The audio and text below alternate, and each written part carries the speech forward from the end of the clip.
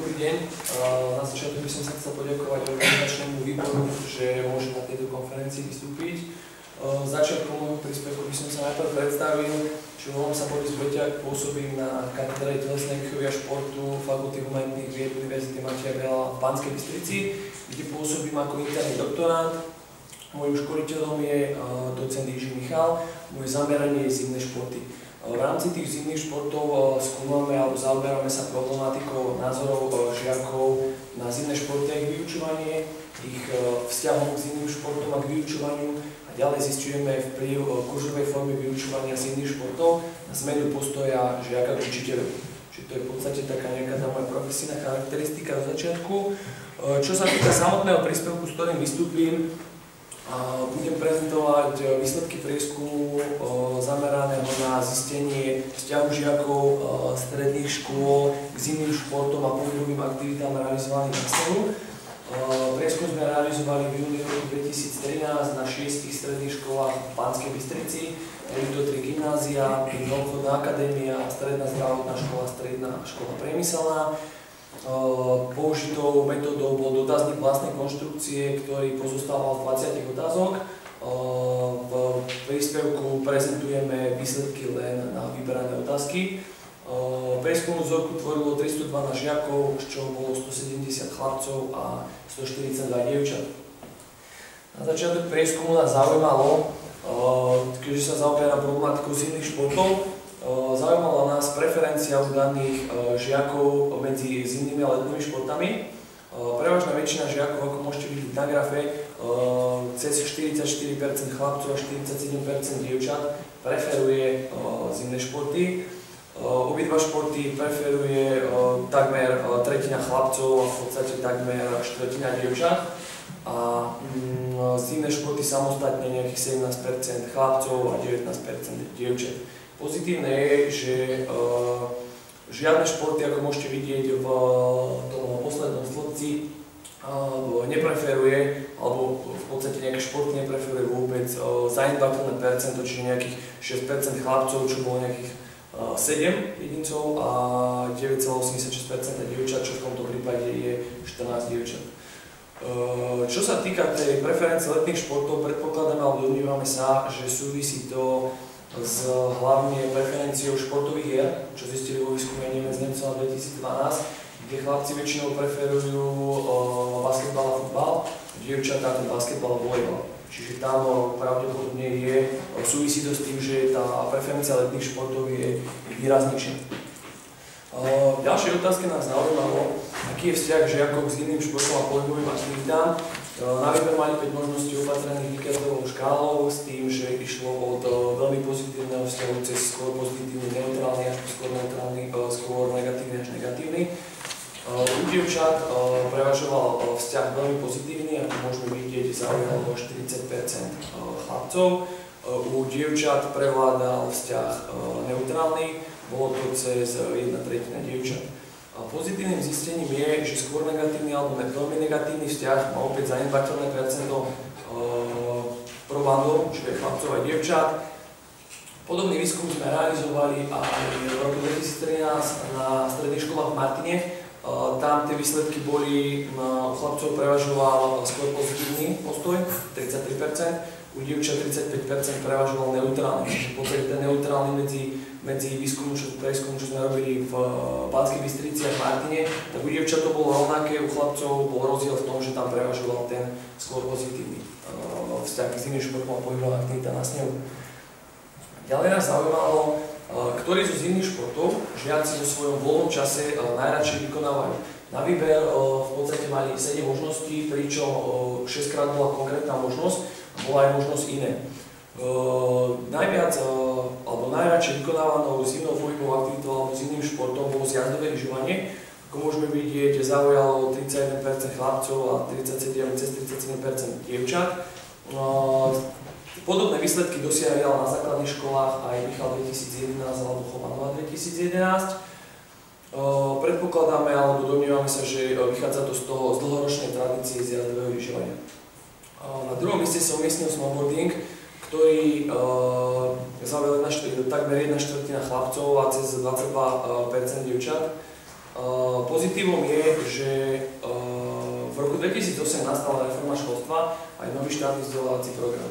A pre druhý stupeň základných škôl a stredných škôl je už možné zaradiť ako voliteľný predmet aj snowboarding, čo považujú viacerí autori, ako sú Melkus a Michal, považujú za veľmi pozitívne, pretože snowboarding do roku 2008 sa na školách na Slovensku nemohol legálne vyučovať, aby to bolo v poriadku so štátnym vzdelávacím programom.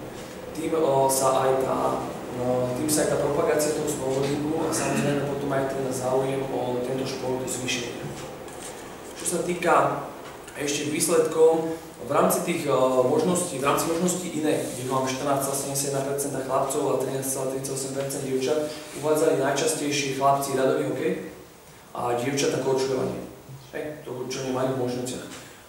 Pozitívne opäť hodnotíme, čo sa týka 6. možnosti, že sa nezaoberajú žiadnym športom, že len 10,59% chlapcov a 12,68% dievčat, čo je z celkovej tej vzorky 312 žiakov len 36 žiakov, neuvádzajú, uviedlo, že sa nevenujú žiadnej pohybovej aktivite zimnej, čiže na snehu alebo zimnému športu. To je podľa mňa veľmi pozitívne zistenie aj pre telovýchovnú prax, pretože keď vieme, že žiakov a študentov zaujímajú predmety alebo zimné športy, môžeme ich potom zaradiť na báze pravidelnosti do vyučovania. V ďalšom obrázku prezentujeme výsledky, kde sme zisťovali atraktívnosť zimných športov. Na výber sme dali tri konkrétne možnosti plus možnosť iné. Z daných výsledkov je zaujímavé to, že keď si premietnete ten graf, čo bol predtým, tak žiaci najradšej vykonávajú zjazdové lyžovanie, ale pre obidve pohlavia je atraktívnejší snowboarding. Podobné výsledky zistil aj Michal 2010 s tým, že práve ten snowboarding, keď sme dali ešte otázku mimo, ktorú nemám prezentovanú v grafe, tak žiaci prezentovali, že je pre nich snowboarding dynamickejší. Čiže tá atraktivita je výrazne vyššia. Tam je potom, ešte raz k tomu som sa vrátil, že tým, že sa dá sa zaradiť ten snowboarding už do vyučovania telesnej a športovej výchovy, je pozitívne potom aj pre žiakov, že sa môžu dostať k pohybovej aktivite, keďže ten snowboarding zaujíma. Na ďalšom grafe sme si... To znamená, že i Sjezdař odpovídal, že je pro něj atraktivnější snowboarding, když se věnoval sjezdovému lyžování. Rozumiem tomu? Áno. Tie výsledky by som bral, ďakujem za otázku, tie výsledky by som bral v tom kontexte, že to zjazdové lyžovanie má dlhú tradíciu. Aj ten snowboarding v podstate od nejakého 1990 už je na území Slovenska a Česka, ale do popredia sa tlačila v posledných rokoch. Keď si vezmete, neviem ako chodívate na svahy, čo sa týka zimných športov, tak ako ja chodím pred 10 rokmi, ste videli na tom svahu jedného, dvoch snowboardistov. Teraz, keď idete, tak vidíte celé škôlky, akože vyučujú ten snowboarding a aj tých snowboardistov značne pribudlo. Čiže v podstate tá atraktivita, popularita toho športu stále stúpa. Na základe niektorých výskumov, čo my sme robili, na základe niektorých tých výskumov, čo v podstate my sme robili, tak aj ten záujem o snowboarding, čo sa týka výskumov, čo sa robili u nás na vysokej škole, bol, že tí žiaci majú záujem o ten snowboarding a sú radi, keď je zaradený alebo majú možnosť sa ho zúčastniť. A ten snowboarding, ľudia, alebo žiaci, ktorí sa venujú zjazdovému lyžovaniu, aj keď ten snowboarding nevykonávajú, môže byť pre nich atraktívnejší niečím. Ale ako pochopili ste správne, že aj tí zjazdári dali, že ten snowboarding je pre nich atraktívnejší. Na ďalšom grafe alebo obrázku prezentujeme výsledky, kde sme zisťovali vzťah žiakov k zjazdovému lyžovaniu. Tam opäť bola Rickettová škála použitá s tým, že ako sa môžeme pozrieť celkovo, ten skôr pozitívny alebo veľmi pozitívny postoj zaujalo cez 60% chlapcov a cez 60% dievčat. Čo je pozitívnym zistením. Na poslednom obrázku prezentujeme vzťah žiakov snowboardingu. Tu už prevládal aj u chlapcov, aj u dievčat neutrálny, v rámci jednotlivých odpovedí, neutrálny postoj alebo neutrálny vzťah, ale celkovo je skôr pozitívny alebo veľmi pozitívny. Záverom, že v podstate v našom príspevku prezentovali sme, že žiaci preferujú viac alebo skôr letné športy pred zimnými. Tí Zistili sme ďalej, že 61,86% žiakov stredných škôl v Banskej Bystrici má pozitívny vzťah s iným športom a pohybovým aktivitám na snehu, 693 žiakov z danej výskumnej vzorky. Najradšej vykonávaným zimným športom vo voľnom čase žiakov je zjazdové lyžovanie, aj keď atraktívnejší bol pre nich snowboarding. Ďalej, cez 60% žiakov má vybraných žiakov na stredných školách mal pozitívny vzťah k zjazdovému lyžovaniu a cez 53% pozitívny vzťah k snowboardingu.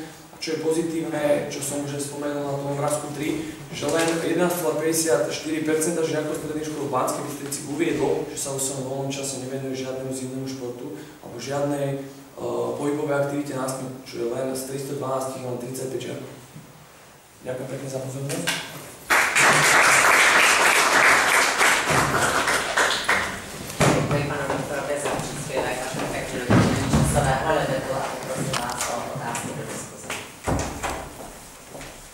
Když se zeptali, vrátím se k tomu, když jste v tom vašem vyjádření řekl, že sledujete, to je moje otázka, ještě v současnosti stále boom snowboardingu, že bych řekl ve srovnání se zimním lyžováním, že ten praktický zájem je u snowboarding vyšší, stále ještě to narůstá, ta křivka?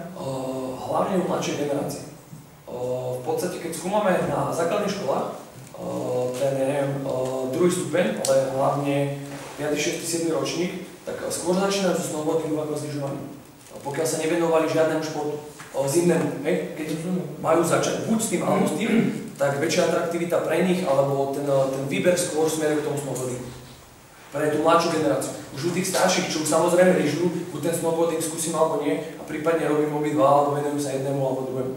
Jo, já jsem se zeptal z toho důvodu, vysvětlím rychle, protože v České republice je to tak, že jezdil jsem se snowboardářema, snowboardistama od 96. roku a sleduju, že taxivka vzhledem k tomu, že karvingový lyžování našlo jiný způsoby komerční, tak klesá a vlastně ten snowboarding se snižuje, ten zájem a zase se ta křivka toho sjezdového lyžování zájmu praktického zvyšuje. Čili už není takový boom, jako že by ten snowboarding letěl dále, ale dochází k vyrovnávání a je to díky komerci a různým jiným způsobům, třeba carvingového využití lyží.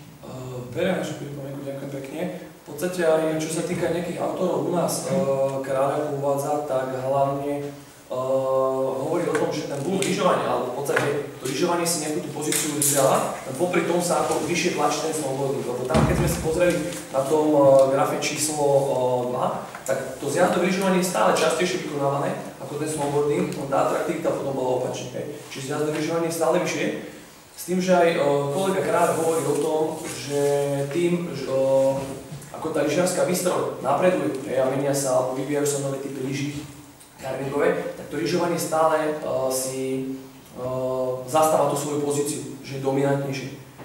Len práve tam, čo sa týka tej mladšej generácie, keď robíme na nižšej vekovej skupine, tak oni skôr začnú s tým snowboardingom. Neviem, v podstate je to kvázi ako nejaká móda. Možná, jestli můžu doplnit. Já jsem zaznamenala v našich médiích takovou zajímavou odpověď na tuhle otázku, když se Václav Klaus vyjádřil velmi rezolutně, že sjezdové lyžování je blízké pravicově orientovaným a snowboarding levicově orientovaným. Pak to půl roku řešili média, proč to řekla, co na tom bylo. Ten to byl úplně jasný, když to řešil. Děkuji. Ja chcem doplniť to kolegu. U nás na Slovensku prišla hlavne teraz tá popularita preto, lebo je zoficiálnený na školách. U nás do roku 2008, ešte na Vianoci 2008, minister školstva vyhlásil v médiách, zakazujem snowboardové kurzy.